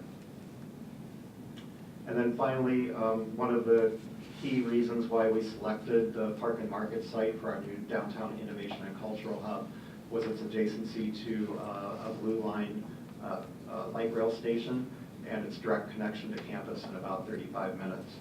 The project also has a 34-story residential tower adjacent to it that while the university does not own the residential tower, it would provide very convenient housing for our faculty, staff. 20% of the units are set aside for affordable, so those faculty and staff and graduate students that qualify could apply to live there as well. I appreciate your time and happy to take any questions. Appreciate yours, Mr. Graham. I'm going to have a couple questions for Mr. Graham, and then we'll do the public comment of this. So we'll just ask folks to come here to the dais and make your comments, 2 minutes a person, if that's okay. We can be a little bit adjust as necessary. We're doing good on time this morning, which is fantastic. You know, I like being efficient. And Jeff, I appreciate you being here to present. You know, I think it's difficult for employers to talk about this issue because sometimes it doesn't always seem like it's their problem, right? You know, they hire the person, that's it. But I think increasingly there's a recognition of what I was mentioning before, and I think what you illustrate, it becomes a recruitment and retention challenge. And so more employers are leaning in, even in, it's not a reflection of salaries or benefits. I mean, even with the competitive salaries paid at the UC level, you know, there's a $15 minimum wage, I believe, is already in effect, so on and so forth. I mean, they're on the leading edge of this stuff, and yet they can still grapple with this issue. One thing that's an outlier for you, of course, is that you own property. And as you mentioned, you're exempt from a lot of local ordinances, and so your ability to be able to produce housing, different than maybe most employers, although not all, some could do this, right? But it presents I think, some interesting challenges as you look at this. What do you hear, and I don't mean to put you on the spot, I know you work at the University of California, but what do you hear from your colleagues at CSU or some of the other universities who personally and privately told me the same challenge, but I'm not aware of similar planning efforts like what UC is doing? Well, that's a great question. A lot of our sister universities in the state system, either UC or CSU, don't have the availability of land as UC San Diego still does. And so we are trying to be as wise as possible, and the regents have been stressing upon us and the other campuses to use our land as wisely as possible to densify wherever feasible, that it's a limited quantity. So a lot of these other campuses are struggling with that, and even if they have the financial ability to purchase more land, it's just not available in vast quantities to build more housing on. So a lot of the other universities are really relying on the private development community to build off-campus housing that may be for faculty and staff or for graduate students. We as a university, we prefer to have all of our undergraduate students living on campus, not off campus, so that's why we have such a stress on building more undergraduate housing over the next 10 years. So the rest of the system is sort of looking to UC. It may not be apples to apples, but they're watching what you're doing and hopefully can replicate on some level where appropriate, right? You know, you mentioned your students, and I have occasion, because I represent the University of California, San Diego, to go on campus often. I have a conversation with students. Some of you are not going to be shocked that I was asked to speak about the environment, but I took the opportunity to talk about housing because, you know, it's my thing. And a young woman came up to me afterwards. She was a community college transfer student from the Bay Area. And her comment to me was that she came to San Diego with the impression or expectation that the rents would be less than what she's used to in the Bay Area, and she was extremely disappointed to find out that it's basically comparable. And she went on to describe to me that she's renting a room in the University City community, so in the South UC area, for over $1,000 a month. So it's a room in a ranch-style suburban house, and so it's not convenient. She can't necessarily take direct transit. It's not on the super loop. And so the description is everything that sort of illustrates why this is necessary. We know it's necessary. I know that's a student story. Do you have any, can you explain what this means for your employees? I mean, you talked a little bit about their preferences and where they want to live, but can you talk a bit more from an employee perspective of what the housing crisis means for some UC employees? Right. Because of the lack of availability in the UTC area and the high costs, a lot of our employees keep buying or renting their residences further and further away from campus.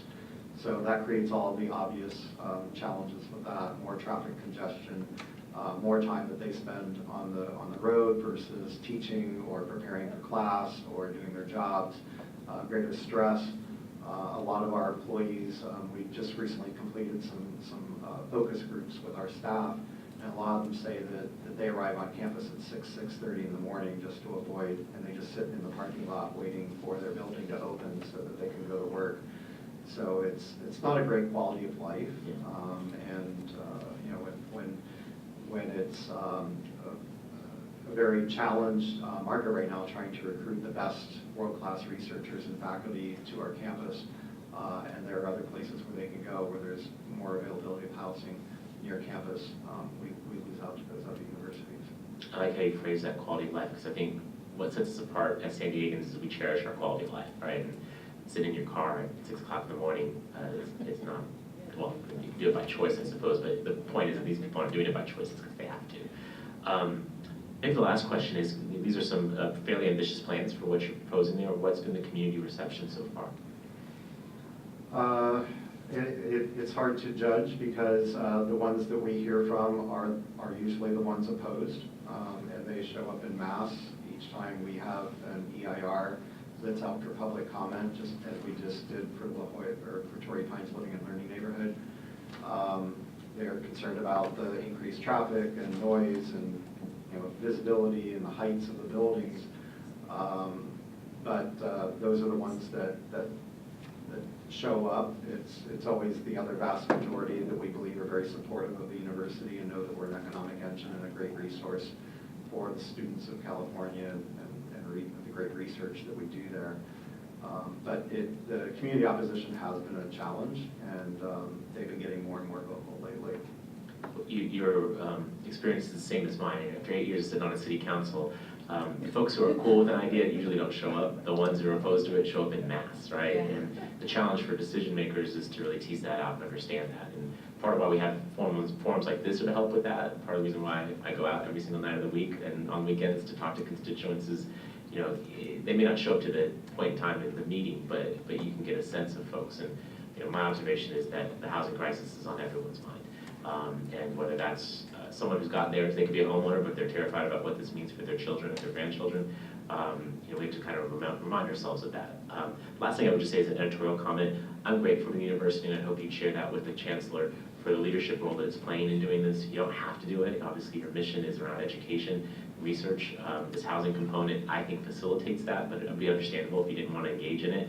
And whether that's the densification of the campus itself, where you do have available land next to what will soon be a light rail line, or the commitment here in downtown San Diego, which I think is a huge statement about what's been built downtown, and the fact that an institution like UC wants to be here is meaningful, and I think particularly the commitment to Hillcrest.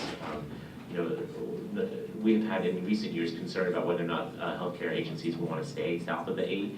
This commitment, not just to rebuild the hospital, but to densify around it, really says that UC cares about this community, about the provision of quality healthcare south of the 8.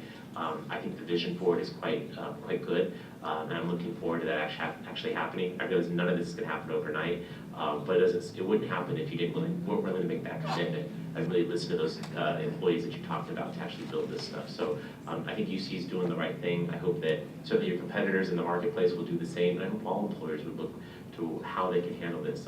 I'd like to see the market work for itself, but increasingly where the market isn't, I'm glad that you're willing to step up and make up the difference. So thank you for the presentation, Jeff. Thank you. This will take us to our final portion. This is public comment. Many of you are here, and I'm so glad that you are to share some of your comments. These comments are recorded and made a part of the public record. They're shared with members of the committee. As you might imagine, most of the members of the committee are from other parts of the state, so they will get to see your musings. I ask you to please come up to the dais here. I will keep time, ask you to keep your comments to the nature of the mission of this committee, which is the production of housing for those in the middle and working classes. We'd love to hear ideas. Last thing I would just say, and I know Matt's going to set a very good example. The reason we're doing this during the holiday season isn't to make your life more difficult. I'm sure all of us could use up this time to do other things. The reason we're doing this is that the legislature is currently in recess. And so we will reconvene on January 3rd. And it's at that point in time that members like myself may introduce new legislation for consideration in the 2018 legislative year. Today's hearing, and the ones we've had previous to this and the ones that will come after, are intended to help inform the kinds of legislation this committee will offer for consideration in 2018. So as you make your comments, please comment about anything within the jurisdiction of the committee, but think about what you'd like to see me author. We did AB 1637 this past session as a product of these kinds of conversations. I'd love to have your suggestions for what we should focus on. As I always like to point out, we're going to be voting on stuff. We could vote on stuff you like, or we can vote on stuff you don't like. I'd highly recommend you give us suggestions for what you'd like to see us introduce. So with those recommendations, not requirements, Mr. Adams, you want to be our first? And thank you for being here today. Oh, thank you very much, Assemblyman, for putting this on. This is an important issue. It requires serious discussion and deliberation. My name is Matthew Adams. I'm representing the San Diego Building Industry Association here in San Diego County. We're an association of 750 member companies representing a workforce of about 65,000 men and women. Wanted to mention a couple of things. One is the issue of, we call it NIMBYism, or bananas, or tomatoes, or whatever. I like to refer to it as community receptivity. You know, how are they embracing this concept? Because we are developing all these ambitious plans, but yet it doesn't seem that community is really embracing this new vision for San Diego for a variety of reasons that have been stated here. There are communities that don't embrace it, yet there are communities that would embrace it given the opportunity, but the economics don't work yet, and that's what keeps the type of housing we need from areas that need it the most. One of the, I think, biggest tragedies of late was the loss of the redevelopment agencies and the sustainable revenues that were generated from that were put to very good use. It would be nice to see redevelopment type agencies reappear in the, even if you have to limit to the areas where you really want to see development going. I think that could bring some significant benefits to the region, because we have to make it economically viable. It's not just the builders that you have to convince to come in and bring product, it's the lending institutions as well, because they're the ones that finance the projects. And when you have a plethora of regulations and impediments, it not only shies away builders, but also lenders who would otherwise be willing to invest in our fantastic city. Just look out the window and how beautiful it is here. A couple of other things, the community plan updates and programmable EIRs. Yes, those are essential. You see the benefits of those here in downtown San Diego, which has had it for a while. The same has been done in some of the community plan updates, and Granville is the beneficiary of that as well. And you're seeing investment opportunities and middle-class housing going in Granville because of those opportunities. We have to ease the regulatory impediments. I would recommend that in a future hearing, you invite the builders and lenders to be part of the conversation. Hear from them on the challenges to navigate the regulations and the issues that come down not only from Sacramento, but from Washington, D.C., and from the city of San Diego or the county of San Diego and the like. I think that would be a very worthwhile discussion, because you have to hear from them so you can better understand the difficulties that lay ahead in terms of providing middle-class housing. Because the building industry responds to growth. We're not the cause of growth. San Diego is going to continue to grow. And the middle class is not being produced, so the question is not how can we, it's why isn't it?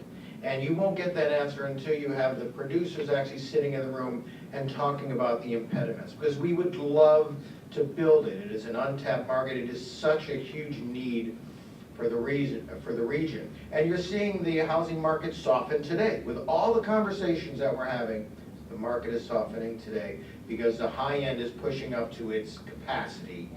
And all it does is underscore the fact that we can't get middle-class housing on the ground because it doesn't financially work. And until we solve that core dilemma, we're going to continue having these conversations.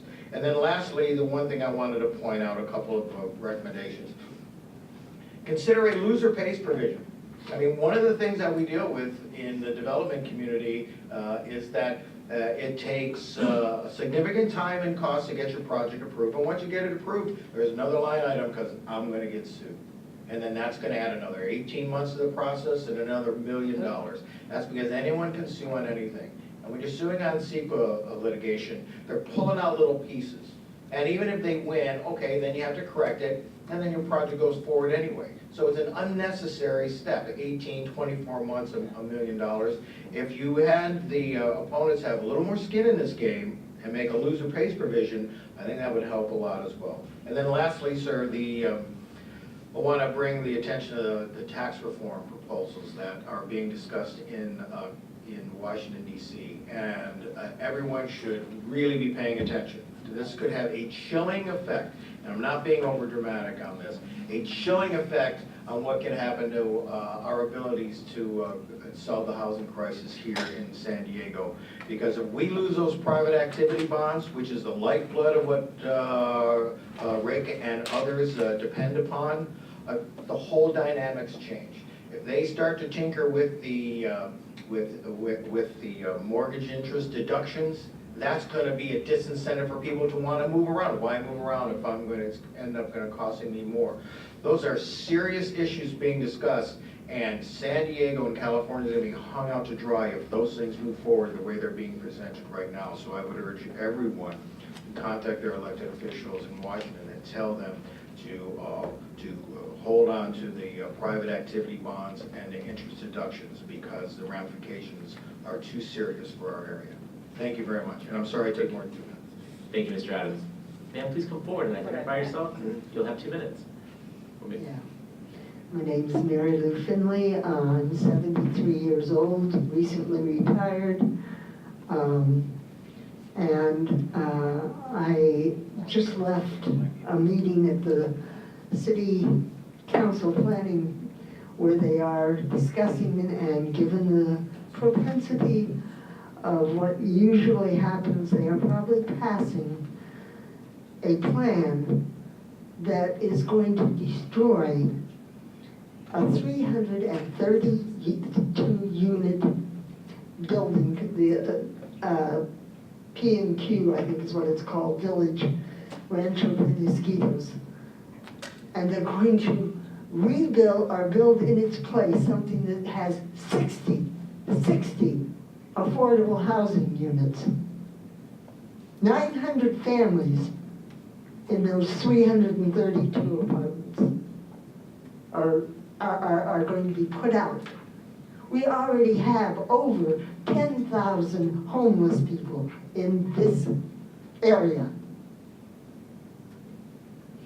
And if the best that developers and the current situation can come up with is to make 900 people likely to become homeless and replace it with 60 housing developments, I'm sorry, you're going in the wrong direction, and it's not going to work. And I'm really, really sorry, but housing is a human right. It's not a privilege.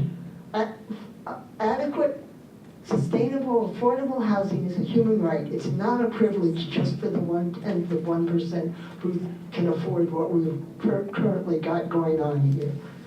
There was a TV program this morning about a professor in Silicon Valley area who is homeless. It's not just unemployed people who are lazy, and they're not unemployed because they're lazy, but that's beside the point.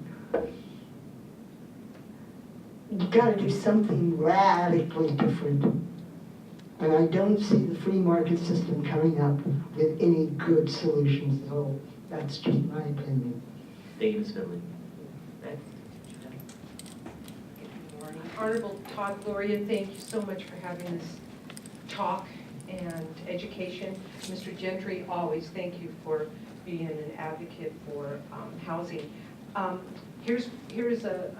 sorry, Roxanne Gerard with Ito Gerard and Associates. We are builders of workforce housing. That's exactly what we do. We are not, in fact, we do it in the neighborhood that both Robert and I grew up and live in right now, which is Southeast San Diego. So happy to hear that was mentioned earlier. But let me, Matt Adams, you took away everything I was going to say, but I appreciate him because he does know what we are working up against as being builders. So a couple of issues I'd like to bring out. I'm trying to build 104 single-family workforce housing. The best thing that's happened in the last couple of years is we're trying to change that word affordable, and now let's say affordability, because that is, I build homes to sell. So again, it's affordability. So I'm glad we're starting to change that term, stop calling it affordable housing. It's not that, it's making things affordability, and that's the issue. So I want to commend Mr. Gentry, his presentation. What am I up against? What are the issues other than what Matt just told you? Simplifying planning process. That is a local issue. And Todd, I know you're saying, give me something I can do statewide, and my problems are local. My problems are local. And you know that because you were with me when we started these projects. So it's the planning department, it's simplifying things, it's keeping things moving quickly. Why is it so hard for people to understand? The longer it takes me, my costs go up. I don't understand why people don't understand math. Costs go up, oh, what happens with that? Your prices of your homes go up. I'm trying to build workforce housing. We are, the chart that showed 6.8%, we're in that chart. We are trying to, I know I'm a little gumpy in a big ocean. I'm just trying to put 104 homes in Southeast San Diego up for sale for the workforce housing, entry-level families. And so I need help from everybody when it comes to planning. I don't have problems with the inclusionary. Why? Because workforce housing is the inclusionary, that I am selling it to the families of 100 to 150% AMI. That's what you want from me. That's what the community wants from me. So again, I think if you're telling me what does it take other than what Matt's brought up all my points. And in fact, we talk to him all the time about we're having issues. It's simple process. Why do we make things so complicated? It's simple process. Again, I just want to thank you for bringing up the issues. And when we talk about, let's keep changing that word from affordable to affordability, especially for me since I'm building homes to sell to the entry-level families. So thank you so much for coming home and doing that for us. Thank you, Roxanne. Any other speakers? Mr. Mallett? Honorable Todd Gloria. My name is Andrew Malik. I'm an infill developer. I've been building small mixed-use infill development in primarily the mid-cities area. But in the last year, I've looked at developing in some of our regional communities that also have the same sort of infrastructure to support walkability. I want to tell a quick story that needs some help. I went up to Escondido and tied up a piece of land to do a 20-unit development. Escondido is a forward-thinking planning department and had a by right zoning policy for their downtown specific plan. I immediately walked into the engineering department to do some research on sort of the infrastructure that was in place below the street and found that the sewer line required to support that 20-unit development would need to be upgraded 2 to 3 blocks. This precluded me from participating in developing any infill properties up there because the infrastructure under the ground wasn't in place. You know, these smaller communities, these downtown specific plans with smaller lots sort of are a conundrum. And the conundrum is, unless you're a developer that can come in and consolidate all the lots, which is hard to do because it's hard to get a lot of families to agree to sell, you know, your downtown specific plan will never be implemented if there isn't gap financing to support the infrastructure for these higher densities in that area. And so I would perhaps look at a way to take some of the funds that are used to build our very, very expensive freeway infrastructure. And if we could shift that more towards incentives and/or provide gap financing to provide the density in the right areas where we've got these street grids which can support, walkability, that you're mitigating traffic and any concerns of traffic because it's a mixed use downtown. People can walk to work. Thank you. Thank you. Anyone else before we conclude? Seeing no takers, I would just conclude by saying, first of all, thank you for sitting through this hearing. Thank you for sharing your input. And for what we'll continue to do. These hearings are meant to illuminate issues, but I know all of you work on this every day. And I think many of you are in touch regularly, and this is good. We're trying to establish the record to take decisive action along the lines of what Ms. Finley was asking for. We were looking for some significant change. I couldn't agree with you more. I believe that we need that. The good news is I think that there actually is momentum to do so. Some of you know that in this legislative session, not only did we pass a historic housing package that's worth billions of dollars and did move, I think, generally in the right direction, you also would note that my colleagues, 130 bills were introduced to address the housing crisis, more than we've seen in a very, very long time. So it's not just the urban communities, but the really legislators across the state understands that more is needed here. And while most of the package addressed the subsidized world, I think there is growing momentum to address the middle and working class portion of this challenge. So the door is open for suggestions. I would just, in responding, Mr. Adams, I think maybe forgot that we had a hearing in Sacramento where his colleagues in the industry testified extensively on their concerns, and that's now all a part of the record on what we can do from a regulatory relief standpoint to try and incentivize additional construction. Roxanne, your comments are on point because it really is every project one by one. But to just reflect that we do hear you note the name of the committee is not the Affordable Housing for Working People Committee, it's Housing Affordability for the working and middle class, because we get that words matter, right? And it starts to frame the discussion, and so we're there with you. And let's think of some more ways to simplify that planning process. I would note that, as you mentioned, a lot of this is on the local level, but I'd point out that the Granny Flat ordinance, which is not a panacea, I know, but to the extent that typically no or slow growth communities are now adopting these things is because the state forced them to. And I'm really interested in understanding other ways that we can force action in communities across the state, to increase demand.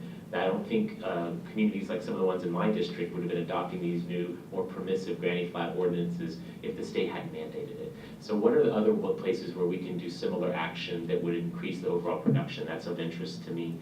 And then, Mr. Riley, I agree with you. And there was mention, Mr. Adams also mentioned the need for redevelopment. I would just tell you, as I'm walking in the hallways, as I'm having lunch, I do think that there is momentum toward trying to reestablish some form of tax increment financing in Sacramento. It will not be what it was before. We can't afford that probably. But I think particularly with some executive changes in the near future in Sacramento, I believe there would be at least the willingness to introduce, debate, and potentially pass legislation. Understanding how you craft that to do something particularly meaningful. We don't want to build municipal pools in affluent communities, but we do want to increase the amount of housing, particularly for low and moderate income Californians.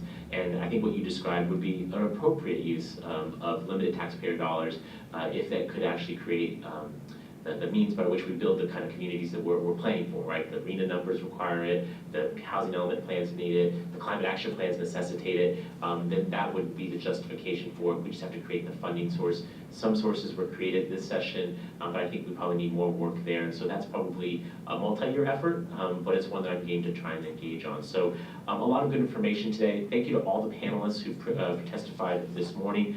Thank you to the members of my staff who are here, who helped orchestrate all this. You might not be surprised. I'm not the one that does all of the heavy lifting. It's them that do it. And in particular, I want to acknowledge Jennifer Lopez from my team, who's here from our Capitol office. So if you have policy suggestions, you might grab her after the hearing to talk to her some more. Thank you to the Housing Commission for hosting us. Ms. Gentry, as always, your hospitality is appreciated. And to our protection details who are here, both from the Housing Commission, from the state, thank you so much for creating a safe space for us to have an important conversation today. So with that, we stand adjourned until our next meeting, and thank you again for your presence here today.